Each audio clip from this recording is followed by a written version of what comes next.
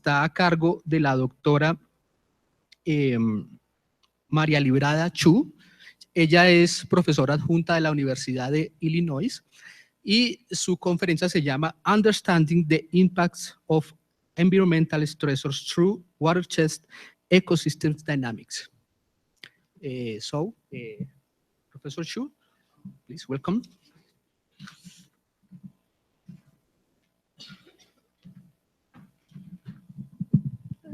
Okay. Buenos días. Muchísimas gracias. I would like to apologize. I cannot speak Spanish very well. I would like to deliver my presentation in Spanish, but I'm afraid my Spanish is not good enough to deliver the presentation. So I'm going to speak very slowly, and if you have any questions later, you can come to me and I can, try to answer them, okay? So thank you so much for inviting me to present my work in University of Illinois. To start with, I would like to show you some information about the University of Illinois. So University of Illinois is a public university located in Illinois. We have 3 campuses. So we have University of Illinois in Champaign. That's the main campus. We have University of Illinois in Springfield and University of Illinois in Chicago, and that is our medical campus, okay? So University of Illinois is located in 2 cities and Champaign. That's why we have Urbana-Champaign. Urbana-Champaign is like 2 or 3 hours south of Chicago. It is like 3 hours from Indianapolis, Indiana, and 3 hours from St. Louis, Missouri. So we are located in the center of 3 big cities, okay? So, sorry. This is our quad, and these are the coordinates of our quad. Can I just remove this? Better. Okay. So, some interesting facts about the University of Illinois. University of Illinois was founded in 1867. So we will celebrate our 150th anniversary next year, okay? So far, we have 23 Nobel Prizes, 19 Pulitzer Prizes. We are one of the largest public universities in the world, not by size, but by the collection that we have.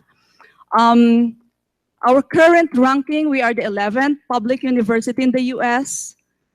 We rank 41st national. The ranking of the civil engineering program is 2nd. And our agricultural engineering is number 1 in the US. The Urbana campus has 15 colleges and instructional units. Our population as of 2015, total students, undergraduate and graduate, is 44,000, okay? We have 2,700 faculty, both tenure and non-tenure faculty. We have around 4,000 administrative staff and 4,000 support staff, okay? So you might wonder how expensive or how cheap it is to go to the University of Illinois. So this is our current tuition fee. This is for 1 year, okay? So in-state students, that means students who are from Illinois, is expected to pay like $15,000 a year. Outside of Illinois, then your tuition fee will be doubled. Okay, so unfortunately, we are one of the highest, most expensive public university in the US. And our operating budget for 1 year is $2 billion. 25% of that comes from the state government of Illinois. Around 25% comes from the federal government of the US. 25% from the tuition of our students, this one. And 25% is from grants, like the National Science Foundation, U.S. Department of Agriculture and the like. Okay, so this is the background, little information about the University of Illinois. I am a new faculty in the University of Illinois. I started in 2014 year. Okay, so being a faculty, you are mandated to do several things.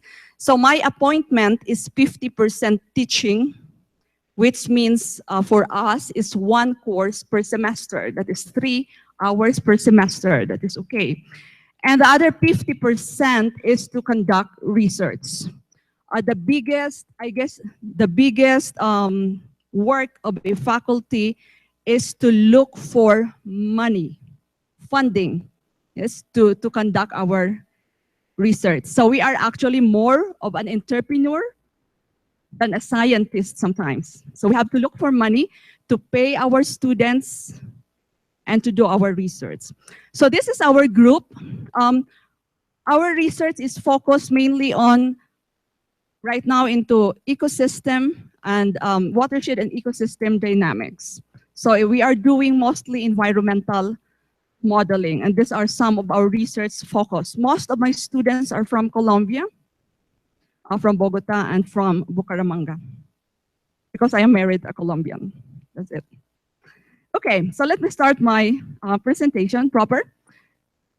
If you are working in the area of hydrology or in the area of water resources, it is common to ask, what kind of hydrologist are you, right?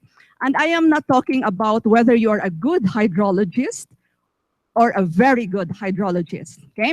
I am talking about your area of specialty, okay?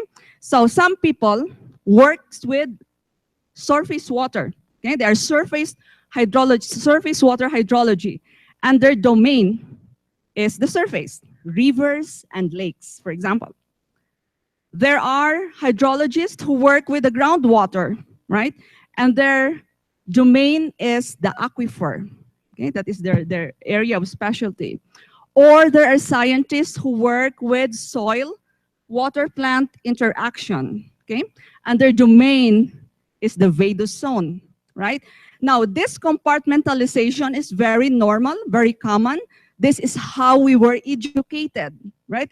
When you were in the university, you took courses like groundwater hydrology, or you took courses as surface water hydrology. So we try to compartmentalize hydrology into different areas of specialty.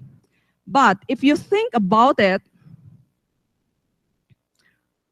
our domains do not have boundaries because the surface interacts with the groundwater, interacts with the vadose zone. So in reality, we don't really have any boundaries. Water knows no boundary. Okay, water can just go to wherever domain, and it does not recognize any boundaries. And so the focus of my research is to remove the boundaries around our study area or our specialty, okay? So we all know that environmental stresses like climate change and land use changes, okay, can affect watershed hydrology, okay? The amount of water, the quality of water, and in turn can affect the ecosystem. Now, between these 3 components, there are linkages and feedbacks. So my research program is focused on these 3 components, okay? It is divided into 2 parts. The first part, I call it the forensic, and that is trying to understand the processes and linkages between the 3 components. So what do we do there? We analyze data. We try to establish temporal and spatial pattern, or just build a database system to understand the 3 components, okay? Now, the second part is developing predictive and forecasting tools, okay? To do that, we integrate models, okay? And develop a decision support system. But instead of, creating a deterministic model, we try, we try to develop probabilistic model to show all the possible outcomes, okay, in our study, and in turn be able to evaluate uncertainty. Okay? So this morning I'm going to show you some techniques or some tips on how to remove the boundaries of our study area in order to let water flow and let it do whatever it wants to do. Okay, so I will be presenting three studies that we are doing right now. I'll start with urbanization and fish population. Okay, and then we have a probabilistic approach to modeling, and then the non-market valuation of ecosystem services. Okay. Okay, so this one, I am going to show to you the study that we conducted in determining the effects of urbanization to the population of fish. Okay, we published this work in this publication, so if you are interested, you can get a copy of these publications. Okay, so we all know that changes on the surface, right, will affect the response of the watershed to rainfall, okay? Meaning the more impervious surfaces do we have, okay, the more water goes to the river, the faster the water rise, okay? Oops, sorry. The less infiltration we get, that means the less water in the river during summer months when our river is being fed by base flow. Okay? So these changes is expected to affect the aquatic ecosystem. It will affect the fish living in this river. Okay? Let me start by introducing the watershed, our study area. Oh, I have two. Okay, so the Big River watershed is located in East Central Missouri. So this is the state of Missouri, and our watershed is located there. The watershed is around 2,000 square kilometers in size, and it discharges to the Merrimack River, which is a tributary of the Mississippi. Okay, so for the last 15 years, land use has changed in the watershed. Okay, so if you have noticed, this is a forested watershed. So most of the land is covered with forest, okay, the green ones. So for the last 15 years, there are changes in the watershed, and most especially the urban, the brown one, the urban has increased by 300%. Okay, so that is a lot of change in the watershed. So they are concerned, environmentalists are concerned that this can affect the population of the fish in the watershed. Okay. When we did a study comparing the flow in the watershed for the last how many years is that? 30 years, we found out that they have changed significantly. Okay. So this graph, on the x-axis, you have the discharge, okay, cubic meter per second. On the y-axis is the frequency. Okay. The black one, that is for the period of 1971 to 1980. And the red dotted line is 2000 to 2010. We conducted a Smirnov test, okay, just to see if they are significantly different. And we found out that the flow in this period, the black, is significantly different from that of the red. Okay, so the changes in the land use has affected the response of the watershed. Okay. So the objectives of this study were, first, we developed an integrated watershed and river models for the Big River. And then we quantified the effects of the changes in the urban areas, okay? And then we quantified the effects on the fish population, okay? Next. And for this, we will be using numerical models, Mike Shi and Mike 11. These are from the Danish Hydraulic Institute models. Okay. So Mike Shi, very quickly, Mike Shi is a hydrologic model. So this is a schematic diagram of the hydrologic cycle. Okay? It's composed of storages, the boxes, and processes the arrows. So what Mike Sheet does is it simulates, it computes all the storages and the processes. It is a deterministic, physically based, distributed model. Now, once the water reaches the river, okay, so once the water go to the river, another model will take over, and that is Mike 11. Mike 11 is a one-dimensional hydrodynamic model. So it simulates the propagation of the hydrograph in the river. Okay, so this is what we did for the water part. Okay, okay.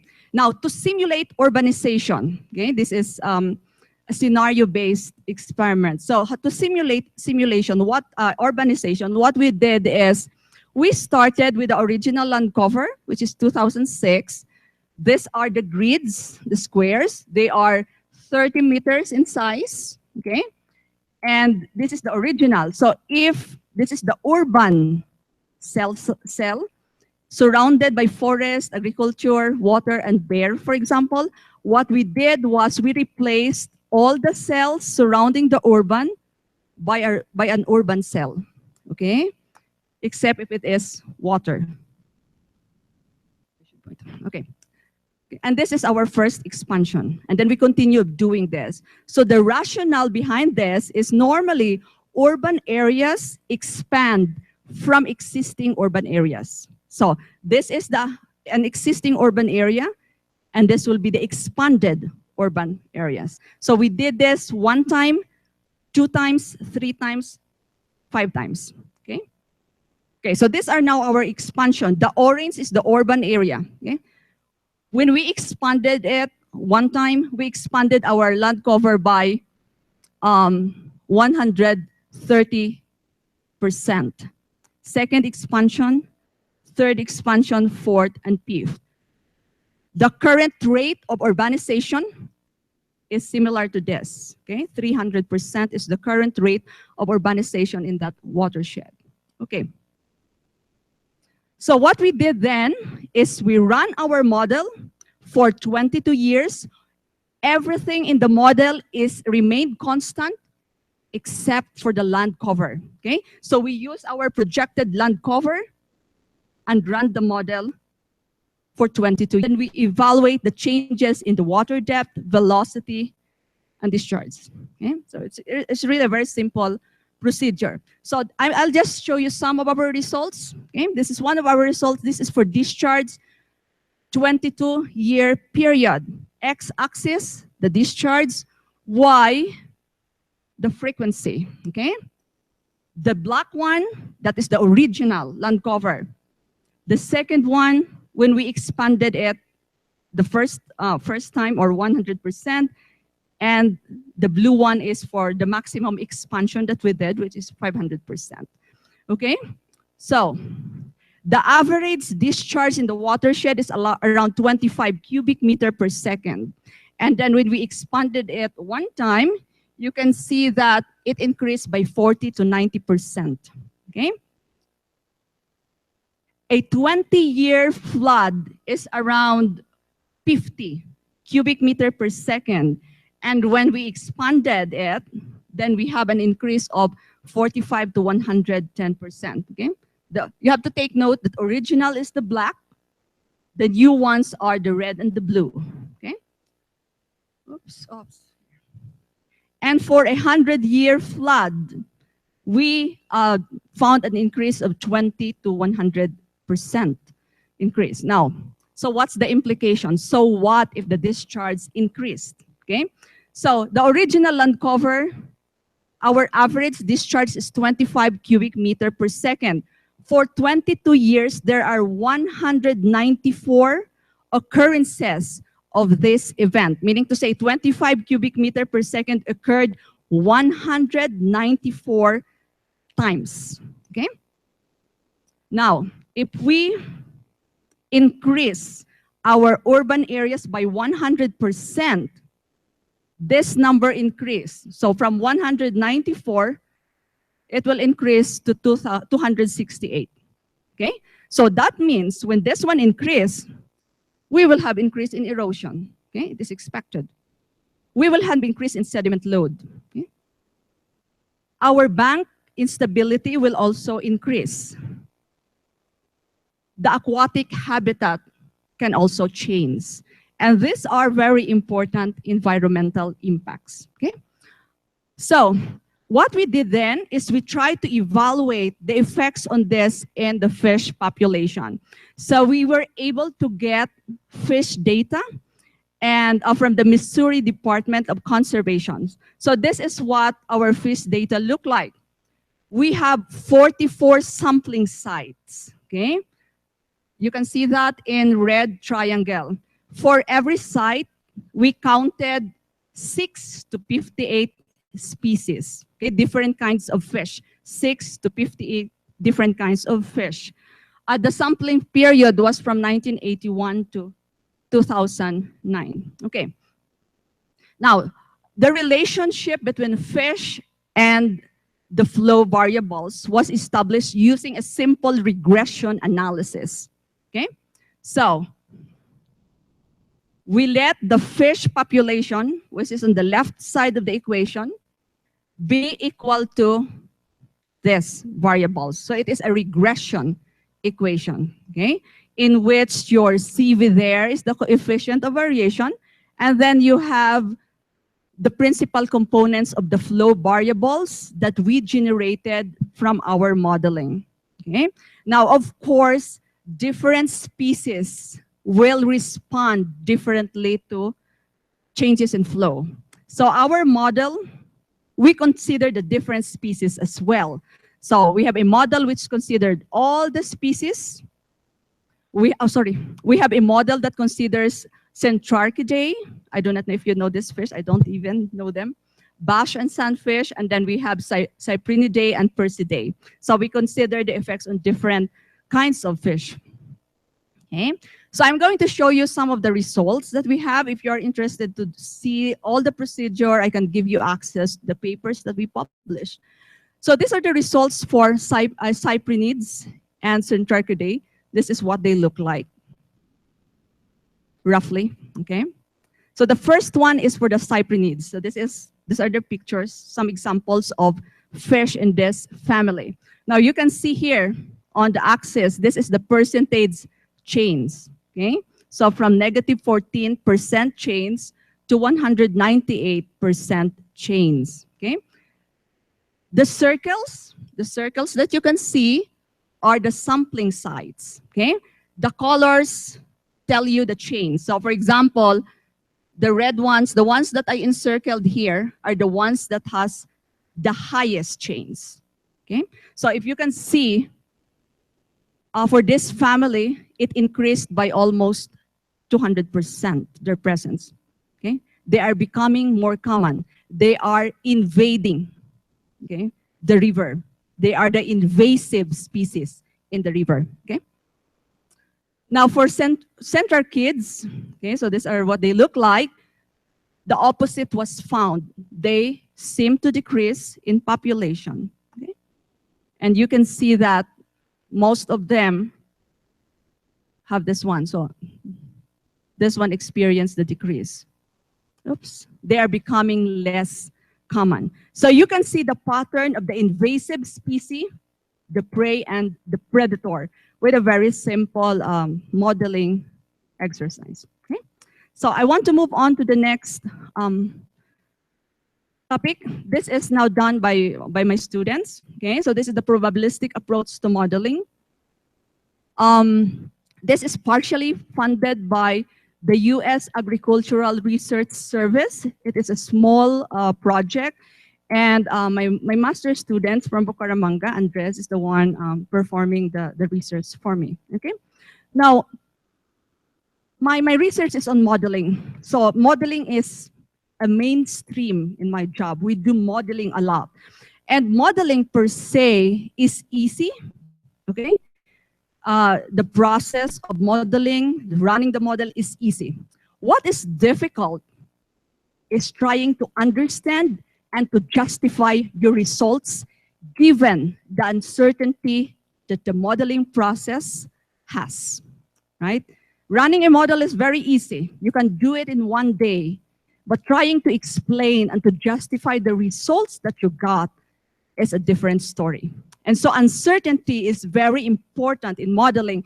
And we devote a big part of our research in trying to quantify and understand uncertainty. Okay? Now, models are a simplified representation of reality. Okay? However, reality is very complex. Very complex.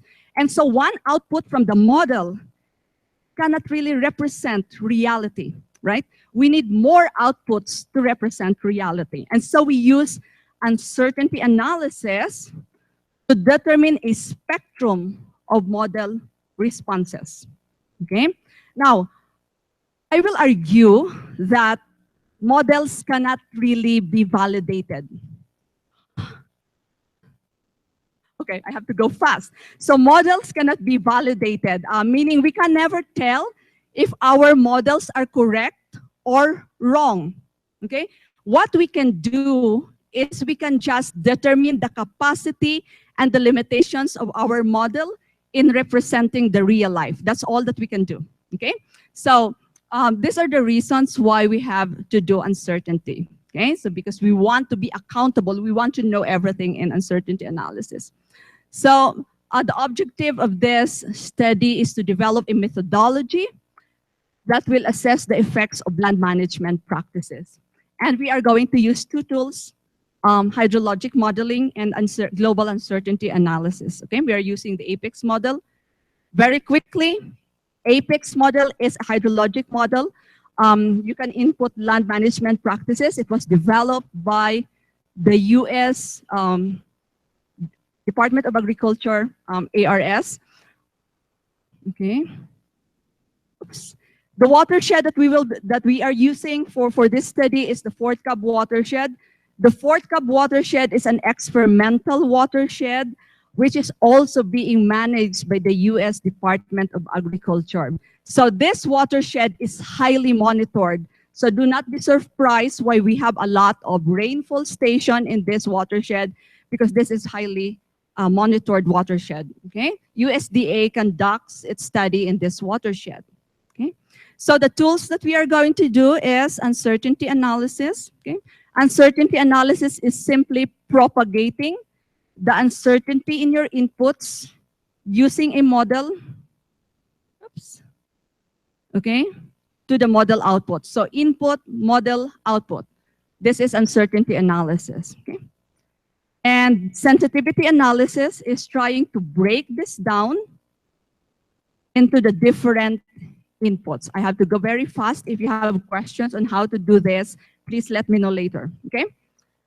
The methodology that we are going to use is a global uncertainty analysis. Global, it means that we change one input while all the other inputs are changing. So for example, if you have 3 inputs, and in one input you have 3 values, then you will have 27 combinations of inputs. That is the global uncertainty analysis, okay? So our methodology, our inputs are not values, but probability distribution functions, okay? So we start with a distribution function. We use the APEX to run the models many times. We collect our output, okay? Our output of interest here is the NASUT clip, which measures the relationship between the measured and the simulated variable. Okay, and then whoops, and then we do sensitivity analysis. 1 minute. Okay, can I have another 5 minutes? Okay, I have 1 minute. I'm asking for another 5 minutes. Bear with me. Okay, so our acceptable model is a high NASUT clip. What we do with this is we derive the parameters of an acceptable model. That means the ranges and the probability distribution functions. Then we determine the important parameters and use this for a system response. Okay, I'm going to give you an example real quick. APEX has 44 parameters. Okay, we start with APEX with 44 parameters. If we are going to do global uncertainty analysis, oops, The minimum combination of parameters that we have to do is 46,000 simulations. That means there are 46,000 combinations of all these parameters. Okay? So we run the model 46,000 times with different inputs. Okay? So from 46,000 simulations, we found acceptable models, which are 4,000. Okay, so we reduce our simulations, and these are some of the model response. So this is the water yield. This is the probability distribution. We have the yield, and we have the frequency. Okay, this is an example of the response. This is only for a few days. So we have the minimum, the maximum, and we have the mean in the middle. Okay, this is the mean. So we have, instead of getting one output, we are getting a band of output. Okay, and then we do the sensitivity analysis of Apex, okay? And we found out that out of 44, only 20 parameters are important, okay? So with the other 24 parameters, you can just use default values for that. Okay, whew. So the next step that we have is to include nutrients, okay? So we have 20 important parameters. We're going to add 15, and then we do the sensitivity analysis.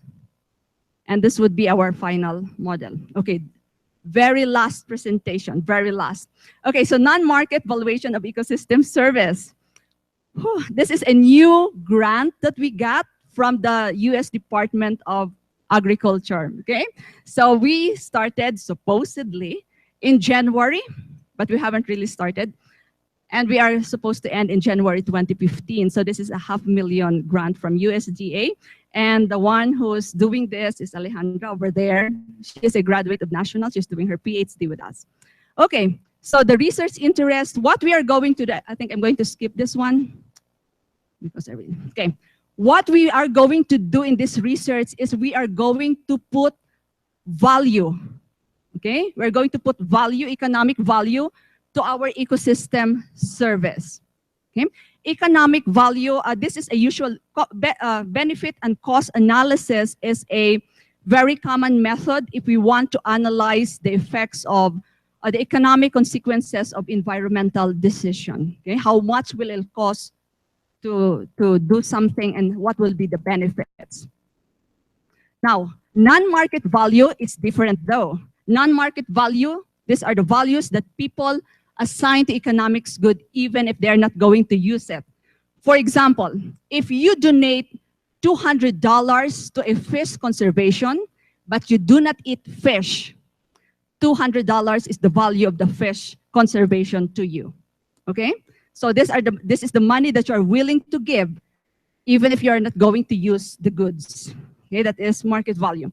Economic service are the services that we get from our ecosystem. For example, food, water, protection from flood, protection from erosion, cycling of the nutrients, recreation. We visit our parks, we enjoy our parks. That is an economic service, okay? Okay, so our study area is the Sangamon River. This is located in central Illinois. There is a lake at the outlet of the watershed, which is used for domestic and industrial purpose. Now, the lake has high loads of nitrogen, phosphorus, and sediment, okay? So this is our research approach. We are going to combine hydrologic study, economic valuation, okay? So we are going to propose different land management practices, determine the effects in hydrology, and then determine the effects in the fish population, the clarity of the water, and the nutrient reduction, okay? Once we are finished with this, then we are going to use our results here to design and implement a survey that will ask people in the watershed how much they are going to pay for a certain improvement if it will give them this service, okay? So that is an economic valuation service. I have to skip the other slides, unfortunately. Okay, so as a takeaway of my presentation, we always have to remember that environmental stressors are dynamic. They change in time, and so our response the response of our system is also dynamic. And so we have to design a comprehensive approach in which to address this dynamic change. Okay? I use models a lot. Uncertainty is an inherent part of the model. It is the essence of modeling. Okay? It's what makes modeling exciting is because of the uncertainty. And as always, models have some limitations.